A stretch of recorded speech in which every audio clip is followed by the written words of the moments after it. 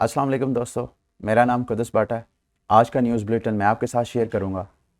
सबसे पहले मार्केट का जायज़ा लेते हैं और वीडियो के एंड में जाके मैं आपको एसएलपी का फंडामेंटल्स शेयर करूंगा, साथ थोड़ा सा टेक्निकल एनालिसिस बताऊंगा कि ऑक्सी इन्फिनिटी का जो टोकन है, जब आप गेम प्ले करते हैं तो आपको वहां से एसएलपी की अर्निंग होती है।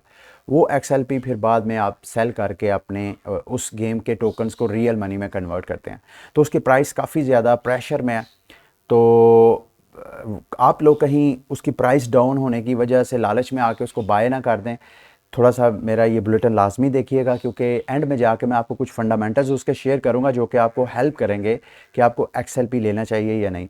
सबसे पहले मार्केट की तरफ आते हैं। आपको पता है जो बिग जाइंट्स हैं बिटकॉइन और इथीरियम, वो इस वक्त एल सल्वाडोर जो बिटकॉइन डे जिसे बोला जाता है, उस दिन मार्केट मैनिपुलेशन के शिकार हुए और उस वक्त से ये नीचे हैं, थोड़ा ऊपर नीचे। कल आपको उमैर मुनीर ने भी बताया था कि जिस रेंज में बिटकॉइन जा रहा है ऑलमोस्ट इथीरियम के साथ भी वही हो रहा है।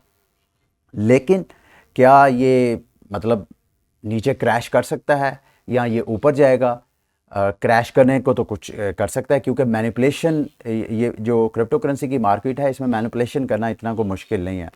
तो अगर तो मैनिपुलेशन होती है तो मार्केट शायद मज़ीद क्रैश करे। अगर मैनिपुलेशन नहीं होती है तो मार्केट से जो न्यूज़ आ रही हैं, जो फंडामेंटल्स हैं, वो सारे यही कह रहे हैं कि बिटकॉइन ने ऊपर जाना है। कुछ फंडामेंटल्स जो स्पोर्टिंग फंडामेंटल्स हैं वो मैं आपके साथ शेयर करता हूं। अगर आपको स्क्रीन नज़र आ रही है तो दुनिया की सबसे बड़ी एसेट मैनेजमेंट कंपनी है ब्लैक रॉक। उसके मैनेजर्स ने एक इंटरव्यू दिया है। उससे जब ये क्वेश्चन किया गया कि बिटकॉइन की प्राइस को आप ऊपर जाता देख रहे हैं या नीचे, तो बड़ा मिक्स सा उसने आंसर किया। मतलब उसका लुबे लुबाब यही था कि वो बिटकॉइन की प्राइस को ऊपर जाते देख रहे हैं। लेकिन वो जब उसे ये क्वेश्चन किया गया कि बिटकॉइन को लोग हेज के तौर पे, जो सरमायादार लोग हैं बिटकॉइन को वो हेजिंग के तौर पे यूज़ करते हैं, क्योंकि उनकी अपनी करेंसी जो है वो डीवैल्यू होती है और वो अपने सरमाए को, अपनी वैल्यू को महफूज करने के लिए वो सोने में और बिटकॉइन में फेंक रहे हैं। तो हेजिंग स्ट्रेटजी बेस्ट है या नहीं बिटकॉइन की? उसका स्टेटमेंट बड़ा दिलचस्प था।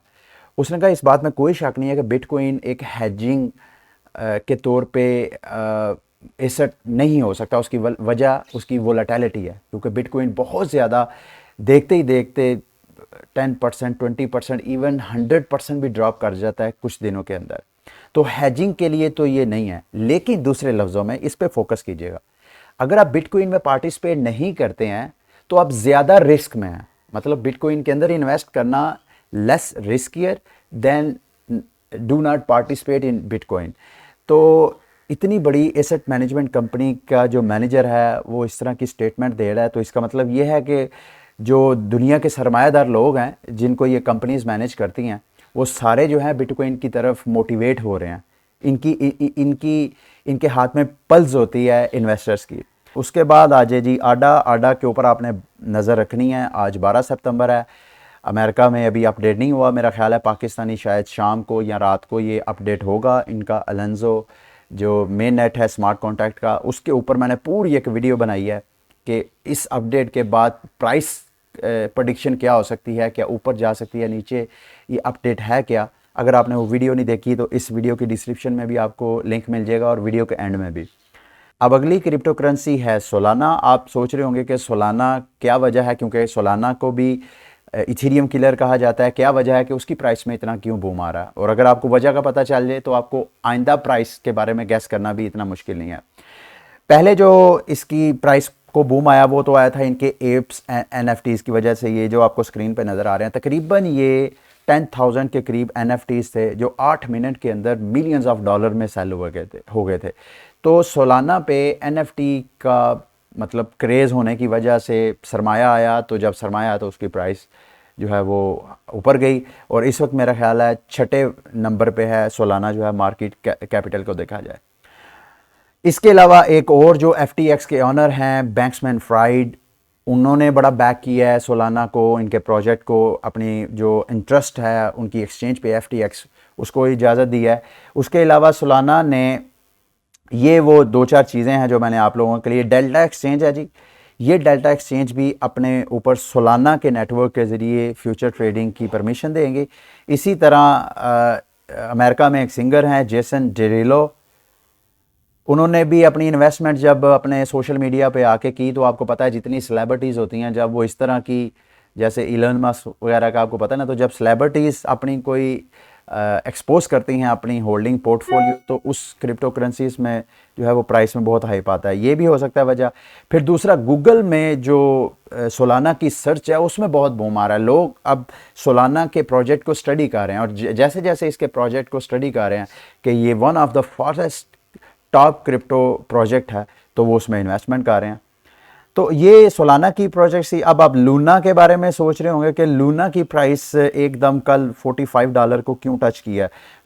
लूना की दो मेन वजूहात हैं। एक तो लूना का इस माह के एंड में जाके होने जा रहा है मेन नेट इनका अपडेट। जैसे कार्डानो का 12 सितंबर को है, इसी तरह लूना का मेन जो है वो अपग्रेड होने जा रहा है 29 सितंबर को, यानी इस माह के एंड में इनका भी अपग्रेड है, वो भी मेजर अपग्रेड होगा लूना का।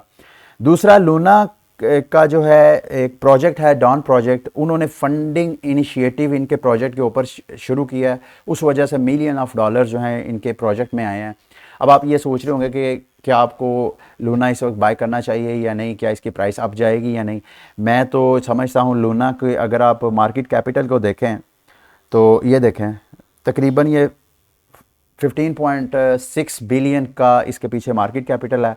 मेरा ख्याल यह है कि इस साल के एंड तक लूना जो है बड़ी आसानी से $100 प्लस होगा।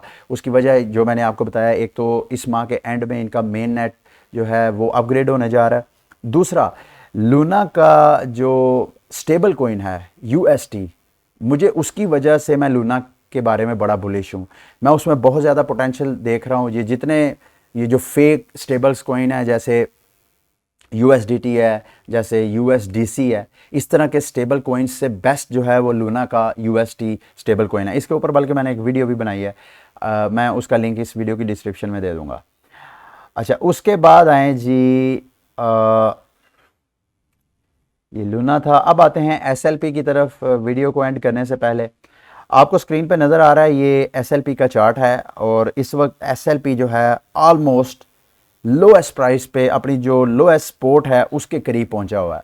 तो नॉर्मली होता क्या है कि जब भी जो स्टेबल प्रोजेक्ट्स होते हैं, यानी जिनका भागने का कोई ख़तरा नहीं होता, तो लोग क्या करते हैं, उसके चार्ट में जाके देखते हैं यार इस वक्त ये लोएस्ट सपोर्ट लेवल पे है, तो वहाँ पे बाइंग ऑर्डर लगा देते हैं कि इसने ऊपर जाना ही जाना है।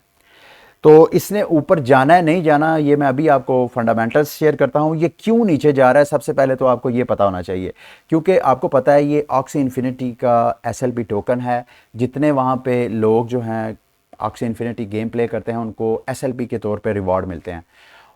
अब जो हो ये रहा है, ये मैं ऑक्सी इन्फिनिटी का आपको चार्ट दिखाता हूँ। इसमें जो SLP की प्रोडक्शन है, जो सप्लाई है, जो गेम खेल के SLP टोकन नए पैदा हो रहे हैं, बर्न हो रहे हैं, उनकी क्वांटिटी देखें कितनी ज़्यादा है, और बर्न जो हो रहे हैं उनकी क्वांटिटी कितनी लो है। यानी बिल्कुल डिमांड एंड सप्लाई का जो फिनोमिना है, उसकी बुनियाद की वजह से ये जो SLP टोकन है उसकी प्राइस जो है वो नीचे ड्रॉप हो रही है। आइंदा नीचे ड्रॉप होगी या नहीं, वो मैं आपको थोड़ा सा बताने लगा हूँ। अगर आप ये आएँ, ये देखें, यहाँ पे इन्होंने अपनी वेबसाइट पे खुद लिखा हुआ है, वी नाउ हैव ओवर, तकरीबन हर रोज़ 15 लाख लोग ऑक्सी इन्फिनिटी गेम प्ले करते हैं। ये इतना बड़ा प्रोजेक्ट है। ऑक्सी इन्फिनिटी के ऊपर मेरे चैनल पे भी मैंने पूरा एक कोर्स स्टार्ट किया है, 2 वीडियोज़ ऑलरेडी अपलोड हो गई हैं, मज़ीद वीडियोज़ भी मैं अपलोड करूँगा। ऑक्सी इन्फिनिटी का एक्चुअली प्रोजेक्ट जो इकोनॉमिक्स है, इनकी जो बिज़नेस मॉडल है वो ये है कि नए यूज़र्स आते हैं, वो ऑक्सीज बाय करते हैं, वो XLPs बाय करते हैं, और यानी नए यूज़र्स ख़रीदारी करते हैं पुराने यूज़र्स से। जब नए यूज़र्स कम हो जाते हैं, इसका मतलब यह है कि पीछे सप्लाई बढ़ जाती है ऑक्सीज की भी, SLP टोकन्स की भी, जितने इनके टोकन्स हैं उनकी, यानी सप्लाई बढ़ जाती है, पीछे से डिमांड कम हो रही है। अब ये डिमांड को बढ़ाने के लिए एक्टिविटी, ये मैं एक्चुअली आपको बताना चाह रहा हूँ कि इनकी प्राइस जो है वो कहाँ तक जा सकती है। आने वाले दिनों में ये 2 गेम्स लॉन्च करने जा रहे हैं। बैटल V2, ये गेम अभी इन्होंने लॉन्च नहीं की, ये कह रहे हैं कि हम इसको स्पीड अप कर रहे हैं। और दूसरा, ये लैंड्स नाम की एक गेम लॉन्च करेंगे। ये 2 गेम्स जब लॉन्च होंगी तो इससे यूज़र एक्टिविटी बढ़ेगी, यूज़र एक्टिविटी बढ़ेगी यानी डिमांड बढ़ेगी। कोई भी नया यूज़र आता है वो सबसे पहले 3 ऑक्सीज को बाय करता है। ऑक्सीज को बाय करके जब वो ब्रीडिंग करना चाहता है तो उस वक्त उसको SLP टोकन की ज़रूरत होती है। तो SLP अगर नए यूज़र्स आएंगे जो कि इन 2 बैटल V2 नया बैटल का एक अपना गेम स्टार्ट करेंगे और लैंड की, ये जब नई 2 गेम स्टार्ट होंगी तो फिर जाके कहीं है कि इसकी प्राइस में बूम आने के चांसेस हैं। तो अभी अगर आप चाहें तो आप इस प्राइस पे SLP टोकन अगर आपने मतलब इन्वेस्टमेंट के पॉइंट ऑफ व्यू से करनी है तो मेरा ख्याल है आप इसमें चांस ले सकते हैं, लेकिन ये जहन में रख के कि इसकी प्राइस SLP की यहाँ से मज़ीद डाउन जा सकती है। तो अपने पोर्टफोलियो को बजाय इसके कि एकदम सारे का सारा आप कॉइन बाय कर लें, आप उसका कुछ परसेंटेज को 20% 25% आप यहाँ पे बाय कर लें।